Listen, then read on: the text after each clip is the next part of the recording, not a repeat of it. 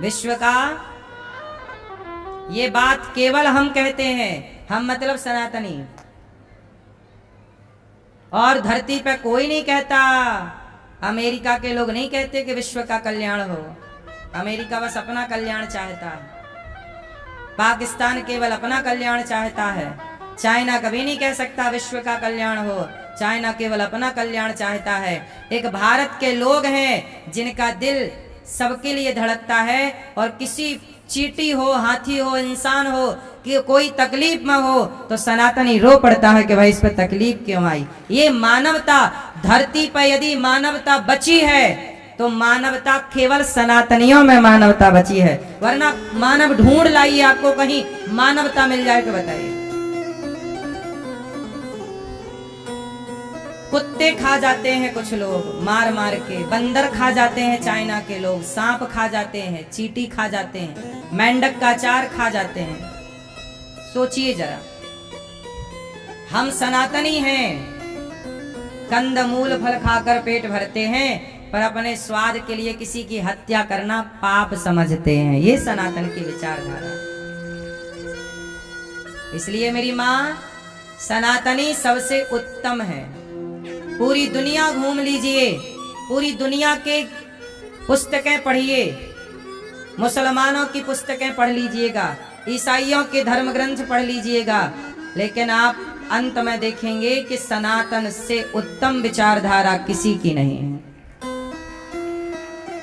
सनातनी विचारधारा से श्रेष्ठ विचारधारा किसी की नहीं। पढ़ लीजिएगा। इसलिए आपको सब पढ़ना चाहिए, थोड़ा थोड़ा, जितना आपको टाइम मिले पढ़ा करो।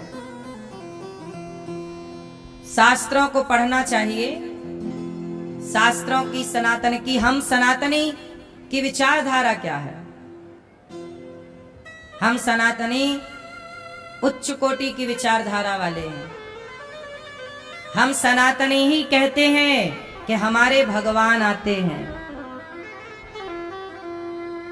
और दुनिया के लोग क्या कहते हैं? कोई कहता है भगवान के पुत्र आते हैं, कोई कहता है भगवान के फरिश्ते आते हैं। तुम्हारा काम भगवान के फरिश्तों से चलता होगा, तुम्हारा काम भगवान के बेटे से चलता होगा। हम सनातनियों के लिए तो हमारे भगवान ही आते हैं। हाँ या ना? भगवान आते। लीन मनुज अवतार, विप्रधेनु सुर संतहित लीन मनुज अवतार। पूतना आई, भगवान ने आंखें बंद कर ली, मौसी तुम्हें देखेंगे नहीं। इसलिए मेरी माँ, आप लोग भी अपना मन थोड़ा पवित्र करो। ज्यादा छल कपट ना, किसी का बुरा ना हो आपसे, कोई भी हो। बुरा करोगे तो बुरा होगा। क्या करोगे? क्या करोगे? सबका न हाथी है न घोड़ा है, न हाथी है न घोड़ा, न हाथी है न घोड़ा है, वहाँ पैदल ही जाना है। भैया जी झूठ मत बोलो, प्रभु के पास जाना है। तुम्हारे महल चवारे यहीं रह जाएंगे सारे, अकड़ किस बात की प्यारे, ये सर फिर भी झुकाना है। सजन रे झूठ मत बोलो, प्रभु के पास जाना है। भगवान पूतना को पकड़ते हैं और पूतना दूध पिलाती है तो थोड़ा दूध पी लेते हैं। जहर लाई, जहर पी लिया, दूध खत्म, जहर खत्म, पूतना के प्राण पीने लग गए भगवान। पूतना चिल्लाई, बालक छोड़ दो। भगवान बोले, मौसी जी हम किसी को पकड़ते नहीं, और पकड़ लें तो फिर कभी, इसलिए हम छोड़ेंगे नहीं आपको। भगवान ने पूतना का उद्धार कर दिया। न जाने कौन से गुण पर दया निधि रीझ जाते हैं। यही सदग्रंथ कहते हैं, यही हरि भक्त गाते हैं। न रोए बन गमन में श्री पिता की वेदनाओं पर, उठाकर गीत को निज गोद में आंसू बहाते हैं। न जाने कौन से गुण पर दया निधि रीझ जाते हैं। पूतना लोक बालघिनी राक्षसी रुधिरासना, जिघांसया पहरये स्तनं दत्वापसद्गतिम्।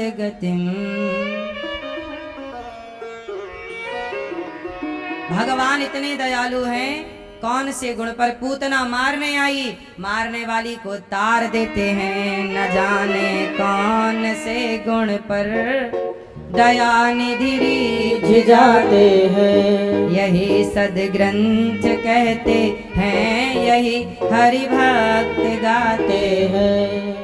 बड़े दयालु हैं भगवान। भगवान कैसे हैं? बड़े पूतना पर कृपा की, नंद बाबा कंस का कर चुका के लौटे। पूतना के शरीर को काट काट कर वसुदेव बाबा ने चिता पे रखा, शरीर से सुगंध निकल पड़ी। अहो बकेयम स्तन कालकूटम, अहो बकेयम स्तन कालकूटम, जिघांसया ययदाप्यसाध्वी। लेभे गतिं धात्रिचितां ततोऽन्यं कम्बादयालुं शरणं व्रजेम। अहो बकीयं स्तनकालकूटं, जिघांसया ययदाप्यसाध्वी। लेभे गतिं धातृचितां ततोऽन्यं कम्बादयालुं शरणं व्रजेम। भगवान पूतना मौसी का उतार देते हैं, कोई गुण नहीं। पूतना मारने आई, मारने वाली को तार दिया। हे प्रभु, आप कितने दयालु हैं। कोई प्रेम से भगवान को पुकार कर देखे तो सही, ना सुने भगवान तो कहना। बस निश्चल होके पुकारिएगा, निष्कपट होकर पुकारिएगा। हाँ, भगवान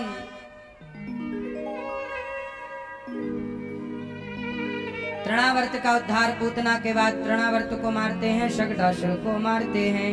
अब भगवान कृष्ण बड़े हुए, नामकरण हुआ भगवान का। भगवान कृष्ण का क्या नाम पड़ा? क्या नाम पड़ा भगवान का?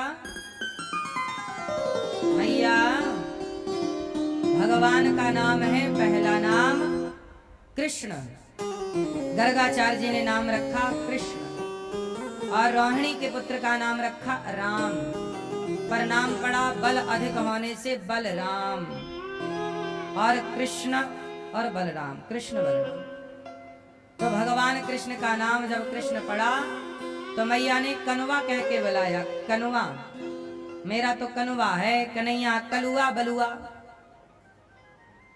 भगवान के कितने नाम हैं, जो जिस नाम से पुकारे। हरि अनंत, हरि कथा अनंत। मैया यशोदा पुकारती है, लाला ओ कन्हैया यहाँ बेटा।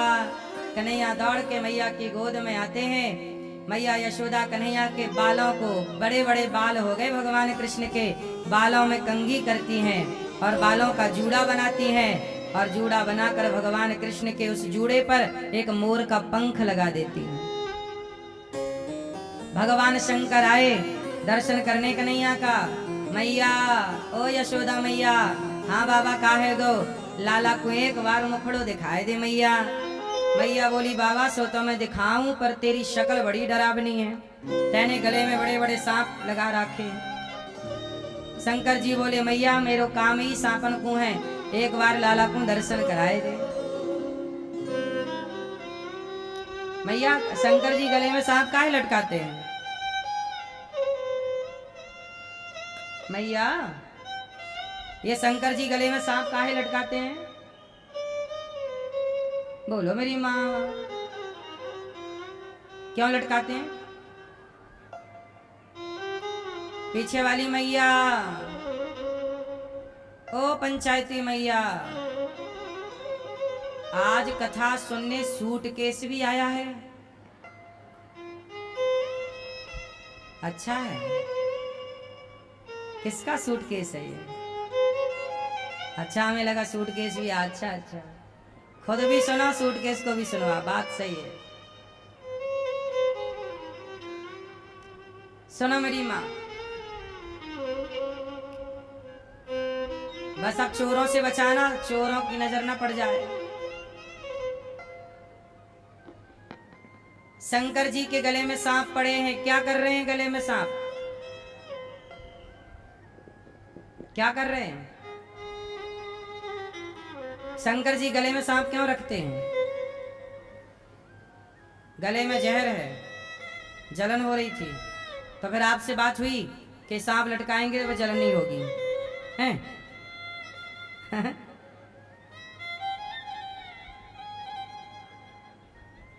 शंकर जी के गले में सांप इसलिए हैं क्योंकि सांप कहलाता है काल।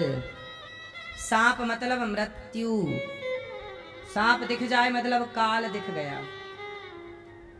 तो शंकर जी कहते हैं कि जिसके हृदय में भगवान हो, सीता रामचंद्र हो, जिसके हृदय में राम हो, तो काल उसके गले में भी पड़ा हो तो बाल भी बांका नहीं कर सकता। इसलिए कालों के काल हैं महा, कालों के काल को भी जो गले में लटकाए हैं, समाज को मैसेज देना चाहते हैं कि आपके हृदय में यदि भगवान है तो काल बिल्कुल गले तक पहुंच जाए तो भी आपका कुछ बिगाड़। शंकर जी के कंठ में क्या है? जहर है। अंदर क्या है? और हृदय में कौन? राम। एक बात बताएं, शंकर जी ने जहर को कहां रोका? गले में।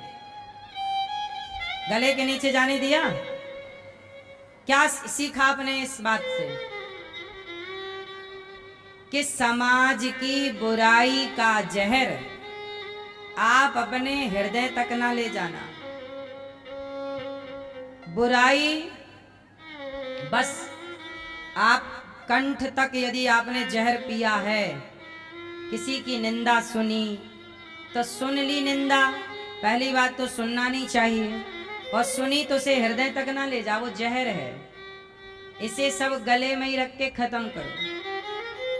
कोई भी बुराई का जहर आपके हृदय तक ना पहुंचे, शंकर जी कहते हैं उसे बीच में ही रोक लो। क्योंकि यदि कोई भी बुराई आपके हृदय तक पहुंची तो वो आपको परेशान करेगी। इसलिए समाज की बुराई, छल कपट निंदा चुगली, समाज में क्या है? ये जहर ही तो है। ये सब हृदय तक ना पहुंचे।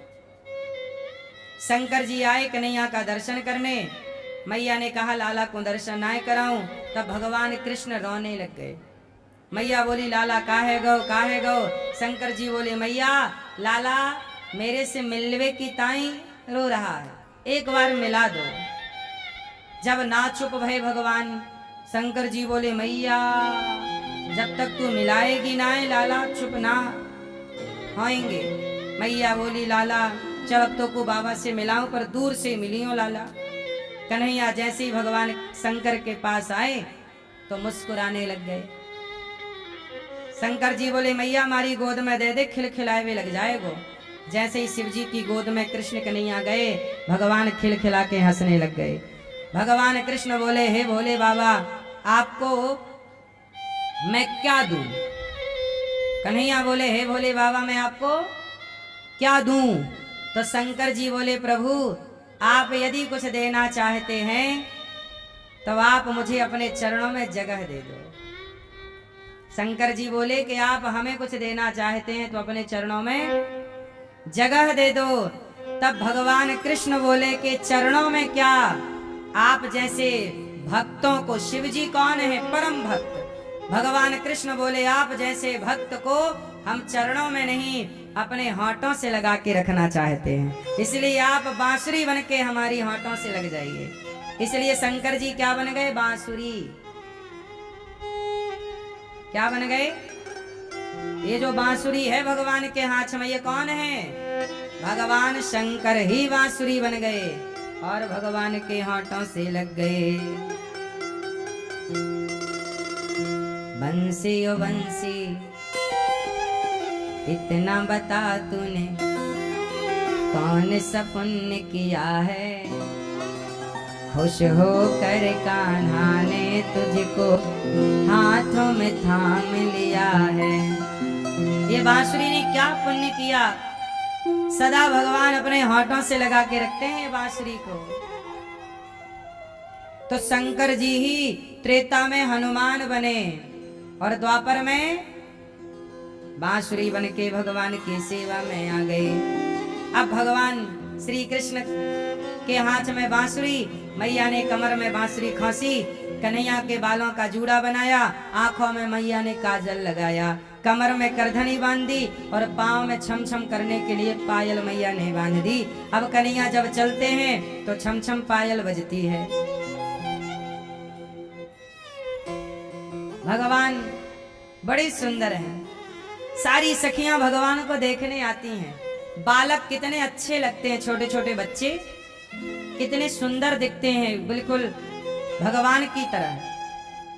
बच्चे इतने सुंदर हैं, जरा विचार करिए कि जगत के पालनहार जब बाल रूप में आए होंगे वो कितने सुंदर रहे होंगे। जगत के पालनहार आए हैं, आज भगवान बड़े सुंदर लग रहे हैं। सारी सखियां भगवान को देखने आई, भगवान का दर्शन करने आई। सारी सखियां कोई गोद में ले रही हैं, कोई गालों को चूम रही हैं और सबको भगवान दर्शन देकर कृतार्थ कर रहे हैं। अब भगवान घुटनों के बल चलने लग गए, थोड़ा बड़े हो गए। भगवान के छोटे छोटे दांत निकल आए। बड़े हुए भगवान गोपियों के घर जा जाके माखन चोरी करने लग गए। अच्छा, लोग कहते हैं कि भगवान ने माखन चुरा के खाया, ये तो देखो विनोद में कहा जाता है, लेकिन भगवान माखन चुराते नहीं। क्या करते हैं? गोपियां स्वयं भगवान से कहती हैं कि प्रभु आप हमारे घर आओ और ये रखा है मक्खन, आप खाओ। जैसे आप सब लोग रोज बुलाते हो कि नहीं, हे प्रभु आओ, आप रोज भोग लगाते होंगे अपने घर पे भगवान को, तो भोग लगाते समय आप बुलाते ही तो हैं। तो जब आप बुलाओगे और भगवान यदि आ गए और आपके घर खा गए तो क्या भगवान चोर कहलाएंगे? आपने हमें बुलाया और हम आपके घर आए और आके खाए तो क्या हम चोर कहलाएंगे? तो गोपियां रोज मक्खन निकाल के भोग लगाती, प्रभु आप खाओ, तो भगवान तो उनके भोग को स्वीकार करने चले जाते हैं। उस लीला का नाम माखन चोरी लीला। कोई चोरी वोरी नहीं करते भगवान। भगवान गोपियों के मक्खन को वत्सान मुंचन क्वचित समय, बछड़ों को खोटे से भगवान खोल देते हैं। क्रौंस संजात हासा, गोपियां हंसती हैं। भगवान इस तरह की लीला करते हैं। बछड़ों को छोड़ देना, कभी गोपियों के छोटे छोटे बच्चों को भगवान रुलाते हैं, कभी उन्हें हंसाते हैं। इस तरह कभी बंदरों को मक्खन खवाते हैं, कभी ग्वाल वालों को मक्खन खिलाते, ग्वाल वालों का गोला बनाते, मटकी पकड़ते, मक्खन का लौंदा बना के सबको बांटते। ये नित्य की लीला है, इसे कहते हैं बाल लीला। गौशाला में जाना, बछड़ों की पूंछ पकड़ पकड़ के भगवान बछड़ों के संग खेलने लग जाते हैं, बछिया के संग खेलते। गायों के थन में मुंह लगा करके गैया का दूध पीने लग जाते हैं, गैया का बछड़ा बन करके। गैया बड़े प्यार से प्रभु को चाटती है और भगवान गाय को भी सुख देते हैं। इस तरह से भगवान बाल लीलाएं करते हैं। कहीं भी भगवान की लीलाओं में कोई दोष नहीं है, केवल आनंद है, सुख है, परम सुख है, परम सुख। इस तरह से भगवान बाल लीलाएं करते हैं। एक दिन क्या हुआ कि भगवान मिट्टी खाए, मैया बोली चौरे लाल तेने माटी खाई है, मुंह खोल। इतना सा मुंह खोला, पूरा ब्रह्मांड नजर आ गया। इतने से मुंह पे पूरा। मैया यशोदा ने कहा लाला तू भगवान है कि मेरा छोरा है? तुरंत भगवान ने कृपा की, माया से सब भुला दिया जो मैया ने देखा था। आपको उतना ही याद है जितना भगवान याद रखना चाहते हैं। जो भगवान चाहते हैं कि आप भूल जाएं वो आप भूल जाते हैं। आप में से किसी को पिछले जन्म की कोई बात याद नहीं है। क्यों? भगवान चाहें तो आपको 100 जन्म की बात याद आ सकती है। आप 100 जन्म को जान सकते हो अपने, आप चाहो तो, भगवान चाहें तो। लेकिन भगवान को लगता है कि जितनी बुद्धि की जिसे जरूरत है उतनी बुद्धि देना चाहिए। जितनी बुद्धि की जरूरत है उतनी ईश्वर ने आपको दे रखी है। बस इस बुद्धि से आप क्या करें? अच्छे काम कर लो।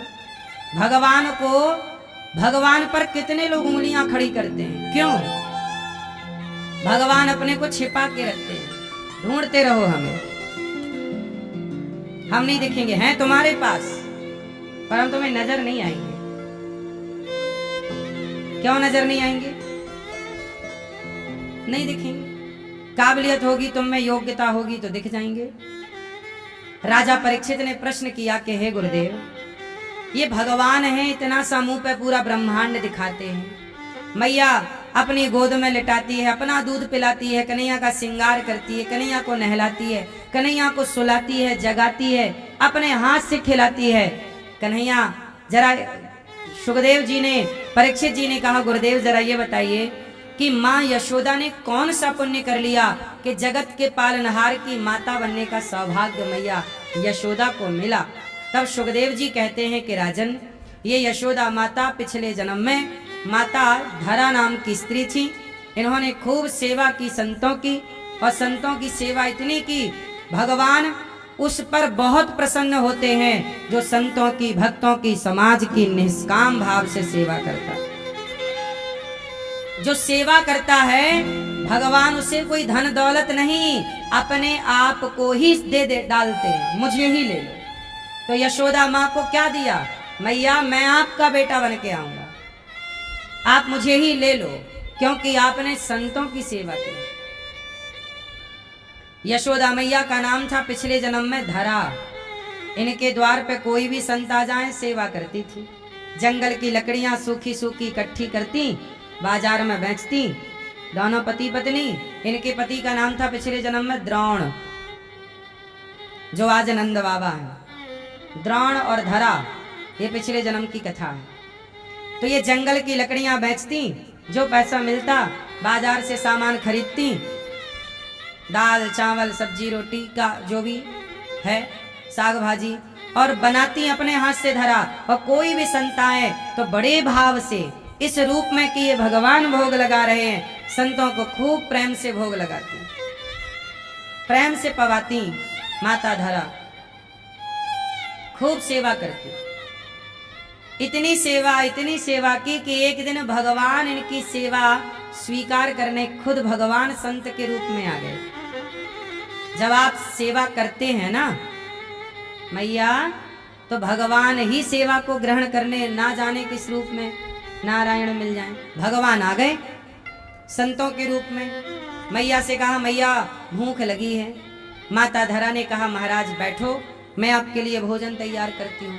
संयोग देखना कि उस दिन माता धरा के घर में अन्न का दाना नहीं था, क्योंकि ये रोज कमाती और रोज खिलाती। संतों को खिला दिया, संत खा के चले गए। जैसे ही खा के गए तो संतों की दूसरी टोली आ गई।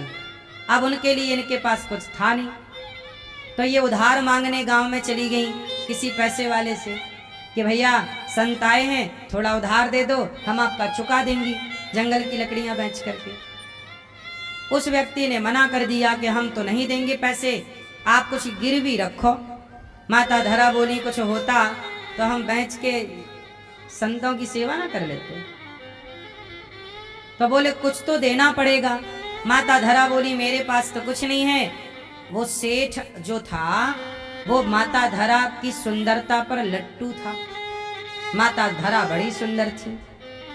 बोला कि आप कुछ गिरवी नहीं रख सकती हो तो कोई बात नहीं, आप हमारी एक बात मान लो, हम आपको पैसे दे देंगे। तो माता धरा बोली कौन सी बात माने आपकी? तो बोला कि आप अपने स्तन हमें दे दो, यदि आप अपने स्तन हमें दे दोगे तो हम आपको पैसे दे देंगे। माता धरा समझ गई कि आदमी नियत का खोटा है, पर माता धरा करती क्या, संतों को भोजन कराना था। अब वो आदमी बोला कि स्तन देना पड़ेगा। माता धरा ने सोचा कि ये चमड़ा ही तो मांग रहा है शरीर का, नहीं देती तो संत भूखे चले जाएंगे। तो माता धरा ने कहा ठीक है, तुझे मेरे स्तन चाहिए, मैं तैयार हूं। वो आदमी खुश हो गया, पैसे निकाला, रख दिया, ये लो पैसे तुम्हें जितने चाहिए। तो माता धरा ने फिर पूछा कि तुझे मेरे स्तन ही चाहिए? बोला हाँ। तो माता धरा ने देखा वहां चाकू पड़ी थी, उठाई चाकू और अपने स्तनों को उसके सामने काट दिया। तुझे मेरे स्तन चाहिए? काट करके अपने स्तनों को उसके हाथ में दे दिया, ये ले, तुझे मेरे स्तनों से प्रेम है, ये ले, पर मेरे द्वार पर संत खड़े हैं, मैं लेट हो जाऊंगी तो चले जाएंगे।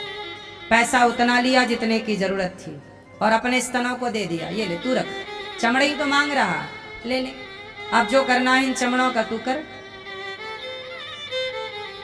माता धरा गई, अब पूरे छाती से खून गिर रहा था। स्तन ही कटा हो तो कितनी रक्त की धारा गिर रही होगी। पूरी साड़ी, पूरा वस्त्र लहू से गीला हो गया, रक्त से गीला हो गया। माता धरा संतों को भोजन बाजार से खरीदती हैं, आटा, दाल, चावल, नमक, सब मसाले और घी, दूध, गई और बढ़िया खीर पूड़ी सब्जी बनाई, संतों को परोसा। संतों ने देखा कि पूरे घर में रक्त ही रक्त दिखाई पड़ रहा, माता का शरीर लहू से भरा।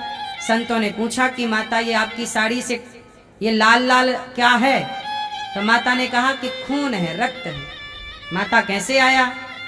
संतों माता ने कहा कि अच्छा, माता ने कपड़ा अंदर डाल के और बांध दिया छाती को, पर कितना भी बांधे खून तो गिर ही रहा था। संतों ने कहा कि ये धारा कैसी रक्त की? तब संतों ने जब बार बार पूछा तो माता धरा ने कहा कि महाराज मेरे घर में जब आप आए तो मेरे पास अन्न का दाना नहीं था, मैं किसी से उधार मांगने गई तो उसने कहा कि पहले अपने स्तन दो, तो मैंने स्तन दे दिए। कि संतों की सेवा यदि स्तन देने से होती है तो स्तन तो चमड़ा है, चमड़ा देकर भी यदि संत सेवा होए तो ये शरीर तो एक दिन चिता पे जल ही जाएगा। उस शरीर को क्या रखना जो एक दिन राख हो जाएगा। सेवा करना मुझे ज्यादा ठीक लगा, तो मैंने स्तन दे दिए, काट कर दे दिए। अब वो आदमी दौड़ा दौड़ा आया, हे माता क्षमा कर दो, क्षमा कर दो, आप संतों की सेवा में लगी हैं और हम आप पे गलत नजरें रखे हैं, हमारी दृष्टि खराब है, हमारी सोच खराब है। वो चरणों में गिर पड़ा, माता ने उन्हें क्षमा किया और संत लोग रो पड़े। और वो संत थोड़ी थे, भगवान चतुर्भुज रूप में प्रकट हो गए। माता तुमने सेवा के लिए, साधु संतों की सेवा के लिए अपने शरीर के स्तनों का दान किया है। माता हम तुम्हारे ऋणी हो गए और अगले जन्म में तुम्हारा पुत्र बनकर तुम्हारा दूध पी करके तुम्हारा ऋण चुकाने के लिए आएंगे। और वही धरा यशोदा बनी और भगवान उनके पुत्र बन करके मैया की गोद में दूध पी रहे हैं। इसलिए कहता हूं मेरी माँ, सेवा करने वाले से भगवान भी प्रसन्न हो जाते हैं और भगवान भी उन पर बड़ी करुणा करते हैं। सेवा करने वाले के भगवान भी ऋणी हो जाते हैं। इसलिए मेरी माँ, सेवा करना ना छोड़िएगा। किसी भी हाल में, किसी भी परिस्थिति में सेवा को ना त्यागिएगा। सेवा, जब आप सेवा करते हैं किसी की, तो ऊपर बैठा परमात्मा आपको ही देखता है कि आप कितना अच्छा कर रहे हैं। किसी भूखे को भोजन करा रहे हैं आप, किसी प्यासे के लिए पानी की व्यवस्था करा रहे हैं आप। जो व्यक्ति अपने बारे में सोचता है, भगवान कहते हैं कि तू अपने बारे में सोच ले, लेकिन जो व्यक्ति अपने बारे में ना सोचकर औरों के बारे में सोचता है, तब भगवान उसके बारे में सोचने लग जाते हैं कि तुमने सबके बारे में सोचा, हम तुम्हारे बारे में सोचें। समझ में आई मेरी माँ? इसलिए आप सबके बारे में सोचेंगे तो ईश्वर आपके बारे में सोचेंगे। इसलिए कहता हूं कि आप भी सेवा करना सीखिए, बच्चों को सेवा कराना सिखाइए। माता की सेवा, पिता की सेवा, दीन दुखियों की सेवा। गौरी गोपाल में कितनी सारी माताएं रहती हैं। इन माताओं को आप रोटी की सेवा करिए, इन माताओं को आप भोजन की सेवा करिए, इन माताओं को आप दूध की सेवा करिए कि आज सारी माताओं को हम भोजन की सेवा करेंगे, दूध की सेवा करेंगे। ये सेवाएं हैं कि आज का दूध माताओं को आप बंटवाएंगे, आज नाश्ते की सेवा वृद्ध माओं की आप करेंगे। ये सेवाएं हैं। संतों की सेवा है, हजारों संत भोजन करते हैं, सेवा कर लो। इन सेवाओं से भगवान प्रसन्न होते हैं। एक दिन मैया ने एकदा गृहदासीसु यशोदानंद गेहिनी कर्मांतर नियुक्तासु निर्ममन्थ स्वयं दधी। एकदा, एक दिन की बात है, भगवान मैया यशोदा ग्रह के काम कर रही, दही मंथन के भगवान ने मथानी पकड़ ली। कहा मैया मैया दूध पीना है। मैया बोली तेरे लिए ताजा ताजा मक्खन निकाल रही हूँ ना मैया, मोको मक्खन ना चाहिए, तेरो दूध पीनो है। मैया ने मथानी छोड़ी, मंथन छोड़ा, गोद में लेकर बैठ गई और अपना स्तनपान करा दिया। भगवान दूध पी रहे हैं। तभी चूल्हे पर दूध पकाने के लिए मैया ने चढ़ा रखा था। जैसे ही दूध उफनने लगा तो मैया कन्हैया को छोड़कर दूध उतारने के लिए दौड़ी चूल्हे से। और जैसे ही दूध उतारने के लिए दौड़ी तो कन्हैया को लगा कि मैया तू पूत से ज्यादा प्यार चूल्हे के दूध से करे। आज मैं तेरे दूध की, जितनी तेरी दूध दही में तेरी ममता है, आज सारी मटकियों को तोड़ दूंगा। और भगवान ने ली लाठी और सारी मटकियों को तोड़ना स्टार्ट कर दिया। घर में जितनी मटकी थी, कन्हैया को लगा कि मैया मेरे से ज्यादा प्यार दूध दही से करती है, तो भगवान ने सारी मटकियों को तोड़ दिया। ये बात समझने की है कि भगवान से अधिक महत्व किसी को ना दीजिए। केंद्र में भगवान को रखिए। संसार अच्छा है पर भगवान से अच्छा नहीं है। परिवार अच्छा है पर भगवान से अच्छा। इसलिए परिवार से पहले भगवान को, इसलिए भोग खाने से पहले भगवान को भोग लगाओ। व्यापार से पहले भगवान, परिवार से पहले भगवान। भगवान कहते हैं जो मुझे बस याद रखता है मैं उसे याद रखता हूं। आप लोग क्या है, भूल जाते हैं। कई बार आप लोग भोजन बनाते बनाते दाल में नमक चेक करने लग जाते हो कि ज्यादा है कि कम। झूठा कर लिया, वो भगवान के काम का नहीं।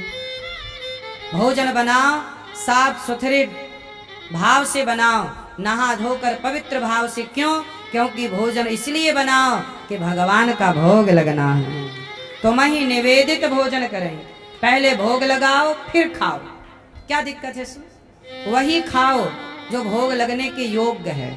जो भोग के योग्य नहीं है वो खाने के योग्य भी। व्यापार है, ये मत कहो कि हमारा व्यापार है, ये कहो कि सब भगवान का है और हम भगवान के नौकर हैं। हम भगवान के कौन? कभी मालिक का भाव मत रखिए, मैं मालिक हूं ना, मैं कर रहा हूं ना, मैं नहीं कर रहा हूं, भगवान मेरे से करवा रहे हैं। ये भाव रखना चाहिए। जो व्यक्ति ये मान लेगा कि मैं नहीं करता, मेरे से भगवान कराते हैं, उस व्यक्ति को कभी घमंड नहीं आएगा, अभिमान नहीं आएगा। और यदि आप ये मान लोगे कि मैं करता हूं तो अभिमान आपको पछाड़ देगा। रावण के अभिमान ने रावण का सर्वनाश करा दिया। ऐसे ही तुम करोगे तुम्हारा भी पतन हो जाएगा। इसलिए अभिमान से बचो। हम सबका दुश्मन कौन है? अभिमान। मैया ने देखा कि लाला ने सारी मटकी तोड़ दी, मैया ने लाठी ले ली, आज लाला तो को पकड़ के ही रहूंगी। अब सोचो, मैया कन्हैया को पकड़ना चाहती है, क्या मैया पकड़ सकती है?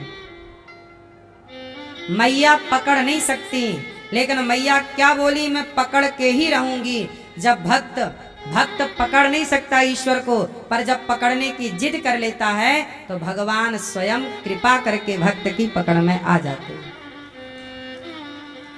मैया की पकड़ में भगवान आ गए और मैया ने ऊखल से बांधा तो 2 अंगुल रस्सी कम पड़ गई। भगवान को बांधा तो कितने अंगुल रस्सी कम पड़ी? मैया, आप भगवान को देखना चाहते हैं? हाँ या ना?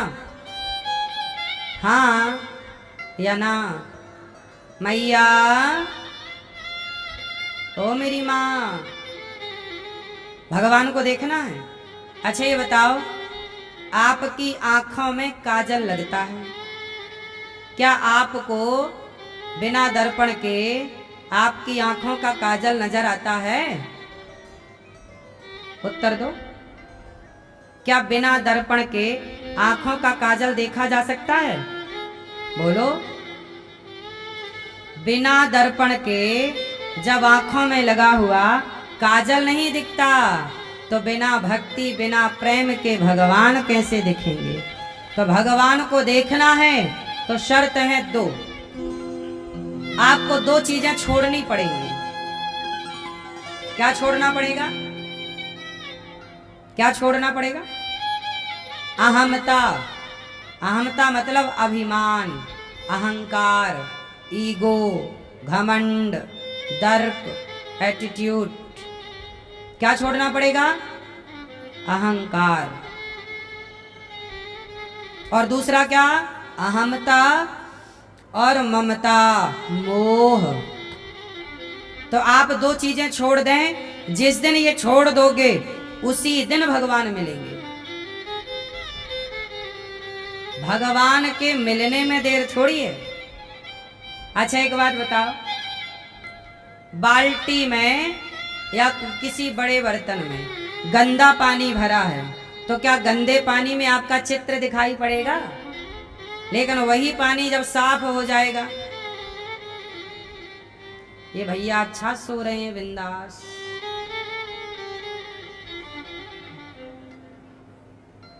राम राम, है गई नींद?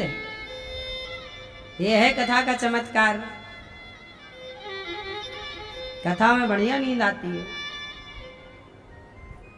ओ भैया, क्या बच्चे को मोबाइल दिखा रहे हो? तुम भी चला रहे हो, बच्चे को भी दिखवा रहे हो। सुनो,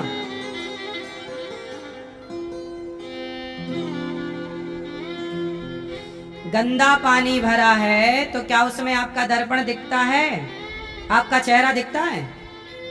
गंदे पानी में आपका चित्र नजर नहीं आता। पर वही पानी जब साफ हो जाएगा तो आपका चित्र नजर। उसी तरह जब तक मन गंदा है, विचार गंदे हैं, अभिमान की गंदगी है, तब तक ईश्वर नजर नहीं आएंगे। और जिस दिन भीतर सब स्वच्छता आ गई, उसी दिन मन मंदिर में भगवान प्रकट हो जाएंगे। देर थोड़ी लगती है। ठीक है, अहंकार त्याग दीजिए। आप कितने लोग त्याग सकते हैं? अभिमान त्याग सकते हो?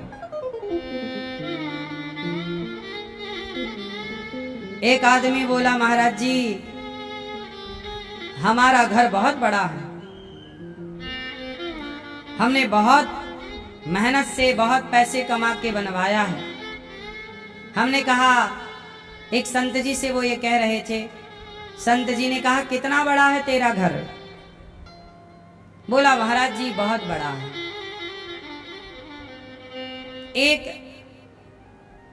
2 एकड़ में हमारा घर बना। उस व्यक्ति ने कहा, संत जी ने कहा अच्छा, तो वहां पर ग्लोब रखा हुआ था, ग्लोब दुनिया का मानचित्र। तो संत जी ने कहा कि बता इस पूरे मानचित्र में भारत कहाँ है?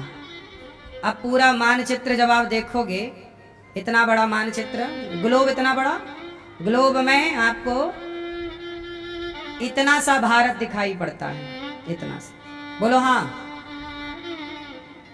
इतनी बड़ी धरती में भारत कितना बड़ा है? 2 इंच का। हाँ या ना? कहा किस भारत में, बता भैया ये यूपी कहाँ है? तो यूपी इतना सा उस ग्लोब में। कहा कि बता यूपी में ये तेरा शहर कहाँ है? तो बोला कि मथुरा। ये अब बोल तेरा घर कहाँ है इसमें? दुनिया के मानचित्र में कहीं तेरा घर दिख रहा है? तू कितना भी बड़ा कहता जा, कितना भी घमंड में रहता जा, पर घमंड कितना भी कर लो, पर तेरा घमंड है कितने दिन का?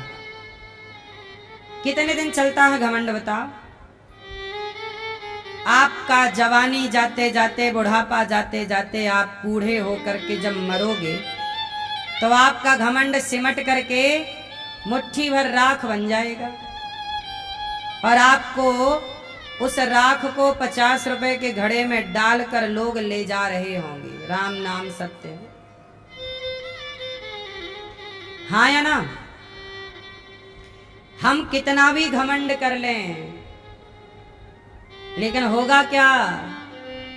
एक दिन 50 रुपए के घड़े में एक दिन हमारी राख आ जाएगी, आपकी राख भी आ जाएगी। आएगी कि नहीं? क्यों भैया? चिता पे जलोगे तो क्या रहेगी? राख। फिर कहां गया तुम्हारा घमंड? घमंड सबका एक दिन चिता पे जल जाएगा। क्यों करना है घमंड? किस बात का घमंड है?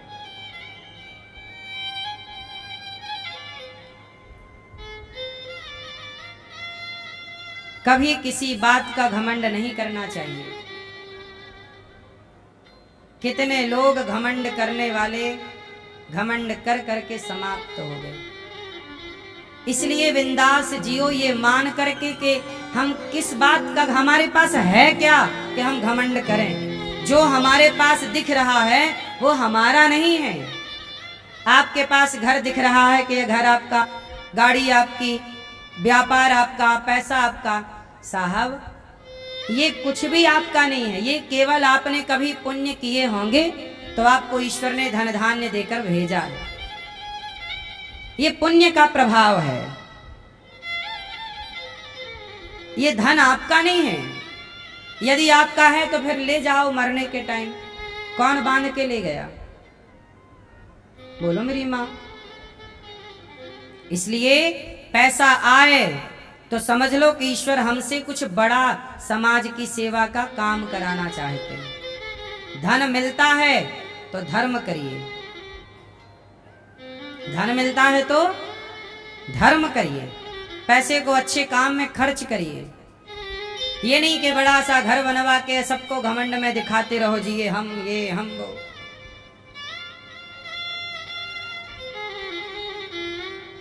हमारी हालत कैसी है? एक कुत्ता और एक गधा दोनों बात कर रहे थे।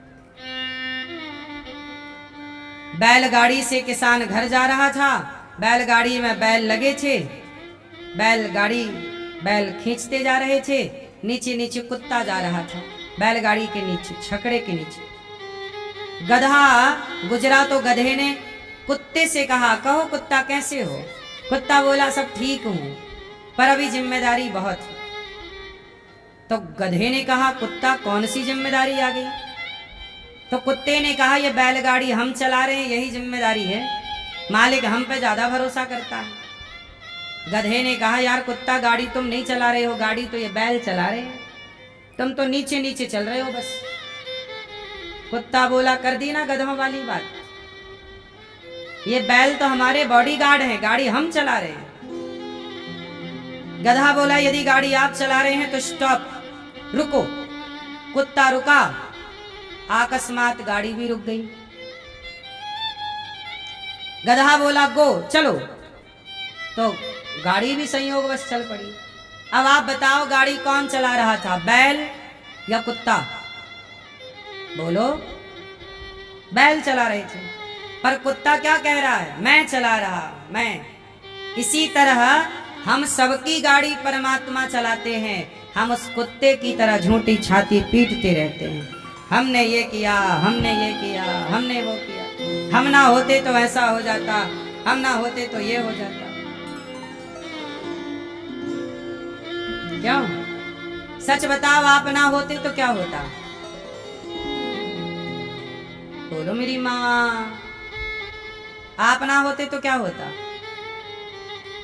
हम ना होते तो भी ये सब काम होते, हम नहीं होंगे, हम नहीं थे तो भी संसार चल रहा था, हम हैं तो भी चल रहा है, और हम नहीं रहेंगे तो भी ये संसार।